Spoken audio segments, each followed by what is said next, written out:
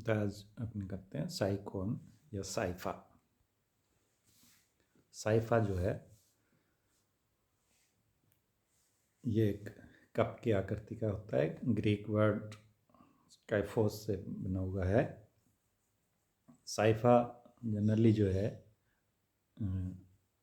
इसको earn sponge यानी कलश की आकृति का होने के कारण इसको अर्न स्पंज कहा जाता है, या इसको क्राउन स्पंज भी कहते हैं, क्योंकि इसके जो इस पर स्पिक्यूल्स, इसके जो आगे के भाग पर स्पिक्यूल्स जो है वो एक फ्रिंज के रूप में जो क्राउन की तरह दिखाई देते हैं, इसलिए इसको क्राउन स्पंज भी कहा जाता है।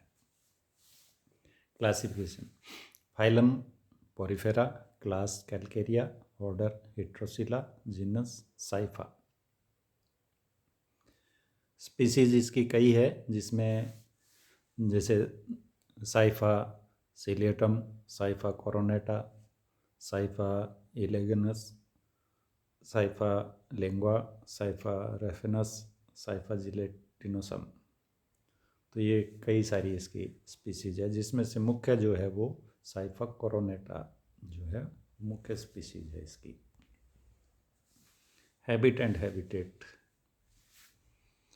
साइफा जनरली जो है मैराइन होते हैं, ये समुद्र में पाए जाते हैं और स्थानबद्ध यानी फिक्स रहते हैं एक स्थान पर। ये समुद्र के अंदर पाए जाने वाली जो चट्टानें होती है या हार्ड सरफेस जो होते हैं उन पर ये चिपके रहते हैं। ये कुछ कम गहरे पानी में तथा जहाँ पर ऑक्सीजन की मात्रा अधिक होती है उस जल के अंदर ये अधिक मिलते हैं। ये कॉलोनियल होते हैं तथा कुछ एक जो है वो सॉलिटरी यानी एकल भी पाए जाते हैं। तो यानी दोनों अवस्थाएं होती है इनमें, कॉलोनियल या सॉलिटरी एकल।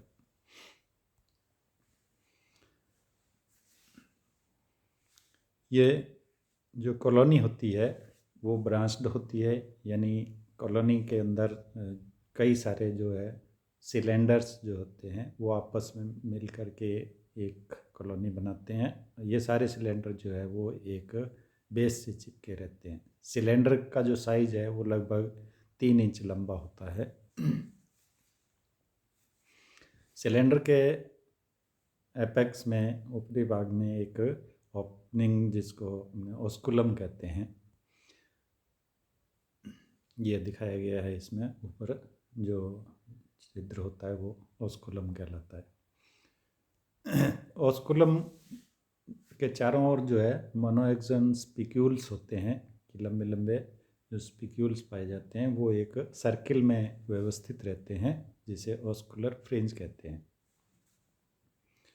ओस्कुलम के नीचे बॉडी जो है वो पतली एक नेक यानी जिसको कॉलर रीजन कहते हैं, कॉलर रीजन के रूप में होती है।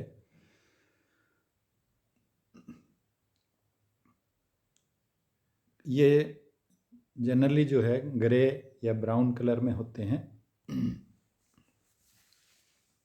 इंटरनल स्ट्रक्चर: साइकोन एक डिप्लोब्लास्टिक एनिमल है, यानी इसकी बॉडी के अंदर 2 लेयर पाई जाती है, डर्मल लेयर और गैस्ट्रल लेयर। इन दोनों लेयर के बीच में एक जिलेटिनस मेसेनकाइम प्रेजेंट होती है। डर्मल लेयर मुख्य रूप से पिनेकोसाइट और पोरोसाइट सेल से बनी होती है। पिनेकोसाइट जो सेल्स होती है ये चपटी पॉलीगोनल होती है और अत्यधिक संकुचनशील कंट्रैक्टाइल होती है। ये जो बॉडी सरफेस के ऊपर ऊपरी भाग पर ये पाई जाती है। बॉडी सरफेस के अलावा ये जो पैरागैस्ट्रिक कैविटी होती है उसके अंदर भी ये पाई जाती है। पोरोसाइट्स जो होती है ये ट्यूबुलर सेल होती है जो कि पिनेकोसाइट के बीच में स्थित रहती है।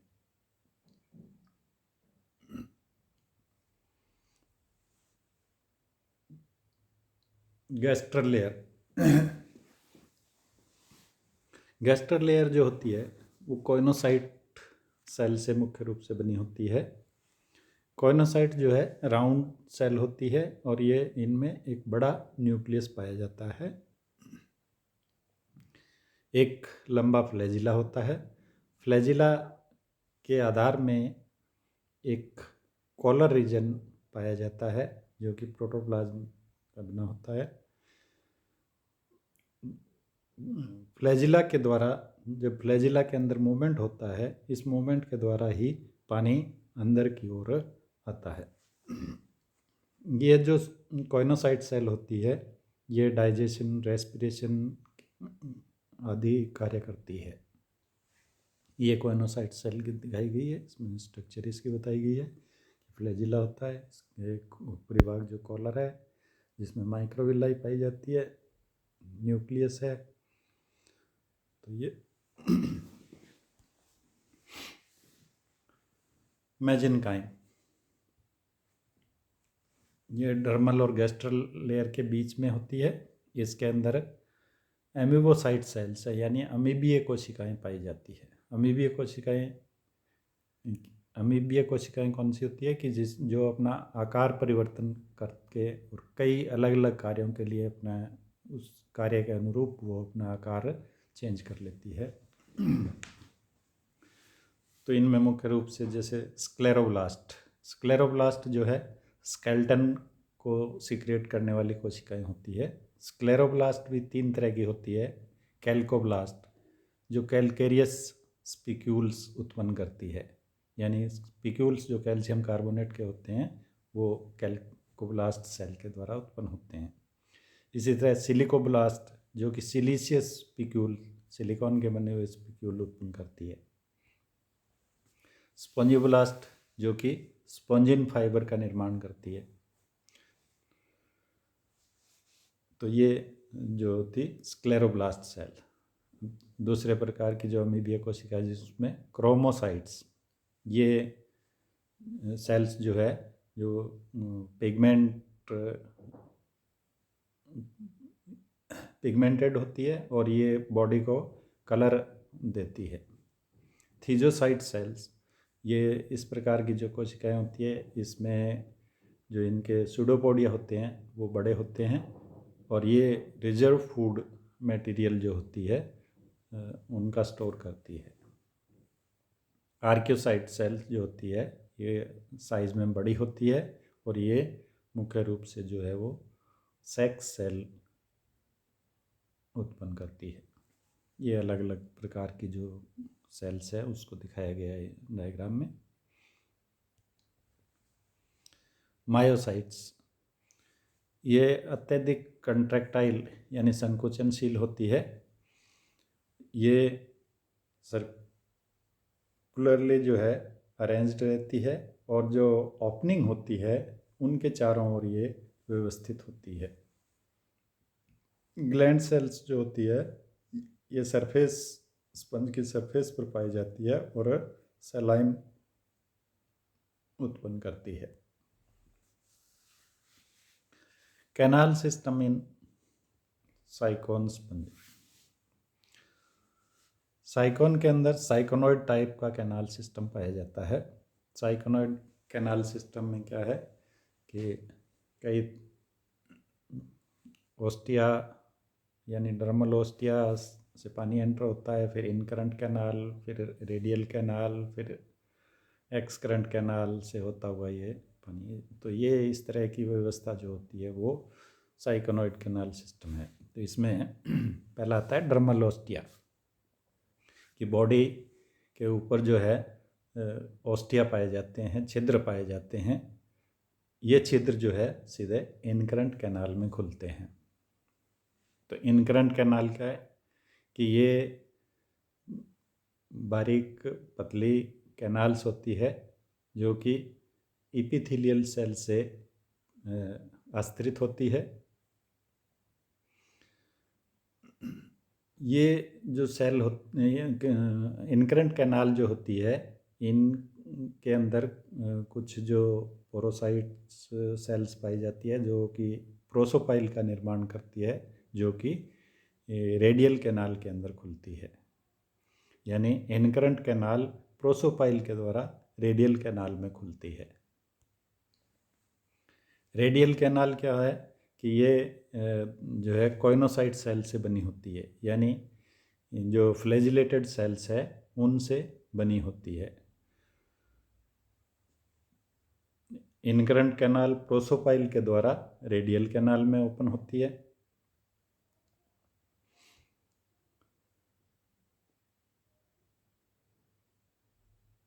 रेडियल कैनाल और इनकरंट कैनाल बॉडी जो इसके बॉडी होती है उसमें अल्टरनेटली व्यवस्थित रहते हैं, यानी एक इनकरंट कैनाल फिर ये रेडियल कैनाल। अभी इसका डायग्राम में दिखाते हैं कि ये जो है वो इस तरह से व्यवस्थित होती है। रेडियल कैनाल जो होती है वो फ्लैजिलेटेड सेल से आश्रित होती है और फ्लैजिला के एक्शन के कारण ही पानी जो है वो करंट के रूप में चलता है। एक्सक्रंट चैम्बर, रेडियल कैनाल जो होती है वो एक्सक्रंट एक चौड़े भाग में खुलती है एक छिद्र के द्वारा। इस छिद्र को अपने एपोपाइल कहते हैं। ये एक्सक्रंट कैनाल जो है इसके अंदर जो ये एपिथेलियल सेल के द्वारा आश्रित होती है। इनके अंदर फ्लैजिलेटेड सेल्स नहीं होती, ये किसमें, इनमें एपिथेलियल सेल्स पाई जाती है। एक्सक्रंट कैनाल जो है वो स्पोंजोसील के अंदर खुलती है। स्पोंजोसील क्या है कि बॉडी जो कैविटी है, एक होलो स्पेस है बीच का, जो खाली स्पेस जो है सेंट्रल भाग में, वो स्पोंजोसील होती है। ये स्पोंजोसील जो होती है ये एक छिद्र के द्वारा बाहर खुलती है। इस छिद्र को ओस्कुलम कहते हैं। ये इसका डायग्राम बताया गया है।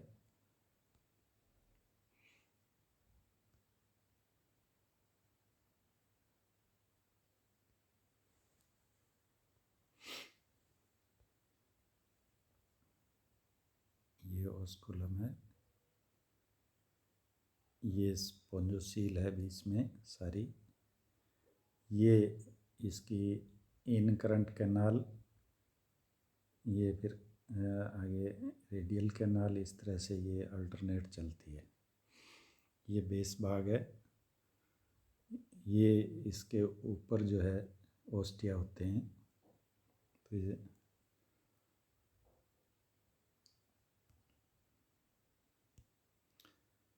ये एक पूरा पोर्शन दिखाया गया है। कौन सा कि ये जो है इसका ये भाग जो है इतना, इस तरह से इसको बताया गया है। तो इसके अंदर कि ये यहाँ पर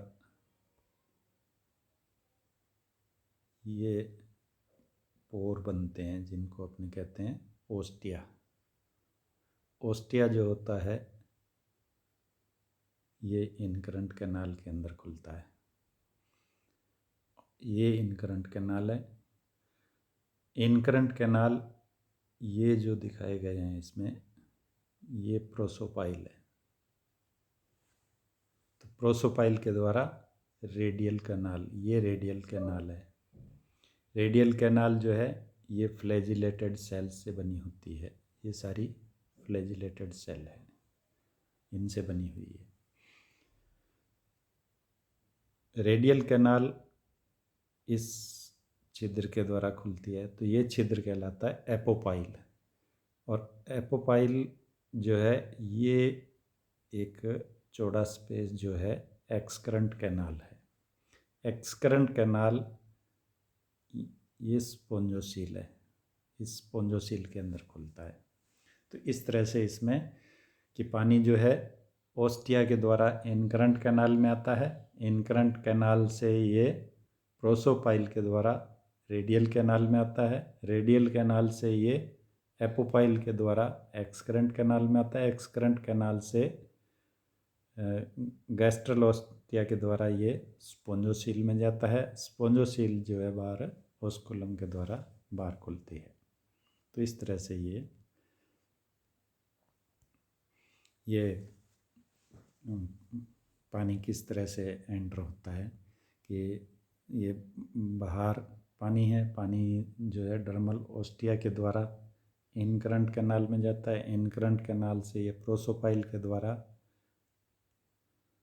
रेडियल कैनाल में जाता है। रेडियल कैनाल से ये एपोपाइल के द्वारा एक्सक्रंट कैनाल में आता है। एक्सक्रंट कैनाल से ये स्पोंजोसील में, और स्पोंजोसील से ये ओस्कुलम के द्वारा वापस बाहर निकाल दिया जाता है।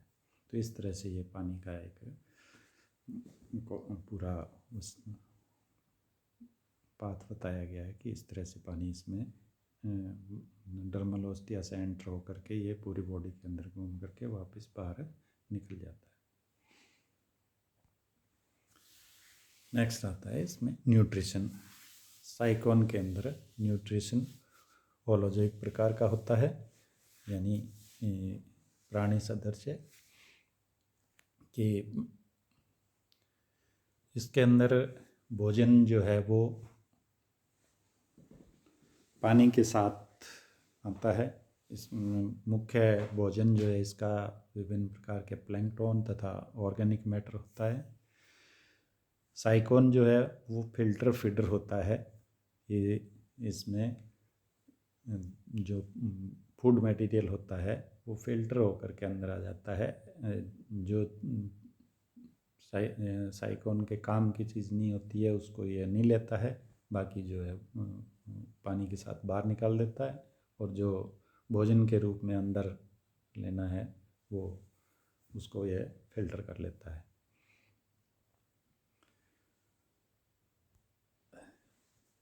कि जो पानी के साथ पानी जो है ओस्टिया के द्वारा इनकरंट कैनाल, इनकरंट से ये प्रोसोपाइल के द्वारा रेडियल कैनाल में आता है।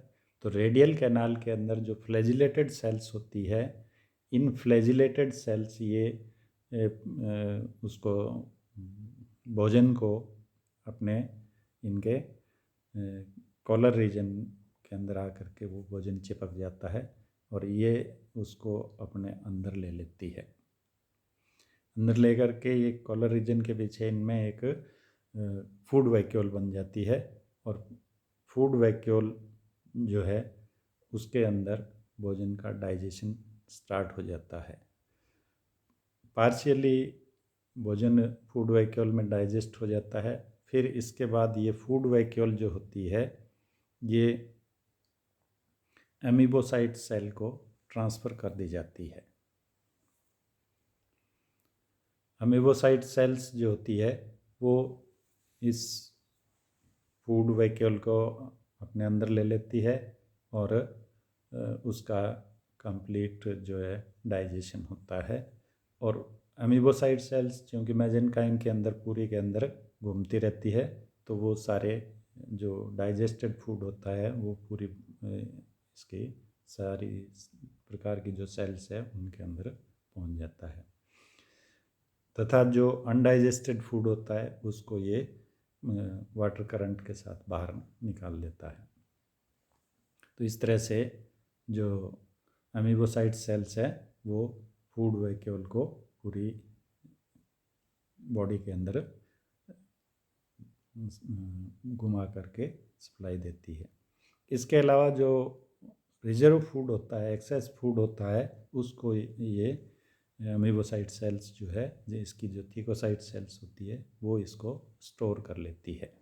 तो एमीबोसाइट सेल्स भोजन को डिस्पर्स करने के साथ साथ ये उसको स्टोर भी करती है। तो ये इसका साइकोन से संबंधित अपने न्यूट्रिशन तक अगले टाइम में अपने इसका करेंगे रिप्रोडक्शन। थैंक्स।